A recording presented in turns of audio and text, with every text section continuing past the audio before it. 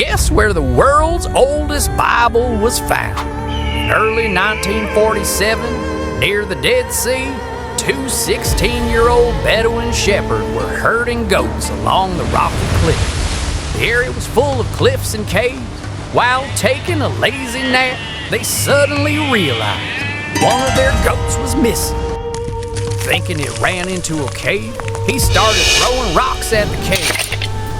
Then he heard crash, not a goat, but the sound of breaking clay jar. They had no idea the crash sound would rewrite their whole story. How the scrolls guy get a lifetime of worse luck.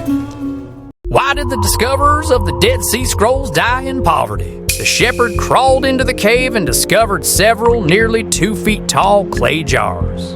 One lay broken, its contents revealed ancient parchment scrolls. Thinking these could be worth something, the boys took 4 scrolls to Bethlehem and sold them to an antiquities dealer named Kando for a mere $20. 40 goes for those moldy scraps. I'm set for the whole year. While the boy danced with joy over 40 goats, the Isaiah scroll he sold now sits insured for $54 million, enough to afford 2.7 million goats. Little did they know, they just handed over history's greatest bargain. Wow. History works in funny ways. Muhammad eventually uncovered 7 scrolls in total, enough that discovering the scrolls should have made him wealthy for life. Yet, he died in poverty in 1993, living off meager handouts in a Jordanian refugee camp. Often heard him muttering regrets. They call it treasure, but it bought me no bread. When Israel's museum exhibited the scrolls in 2018, they vaguely credited Bedouin discoverers, but no name, no fame, no compensation. While the boy danced with joy over 40 goats, the Isaiah scroll he sold now, who profited the most from the Dead Sea Scrolls? After Bedouin shepherds discovered the first 7 scrolls in Cave 1, 1947, sold them to an antiquities dealer named Kando for $20. Soon a treasure hunt erupted among Bedouin tribesmen who combed nearby caves and sold scrolls on the black market.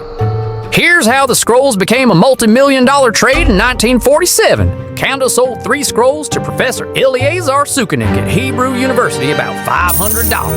That's about $6,500 in today's money. Wait, by 1954, he sold just 4 scrolls to an American institute for $250,000. That's nearly $3 million today. The scholars call it sacred, but gold smells the same whether from a church or a cave.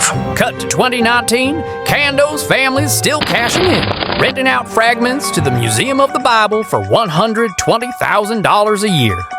As for government profiteers, Israel generates over $100 million annually from Dead Sea Scrolls tourism, with the Israel Museum's Shrine of the Book as its crown jewel. The shepherd, forgotten. Kando, he died wealthy, and the scrolls, now priceless treasures in museums. The stone which the builders refused is become the headstone of the corner. Psalm 118:22.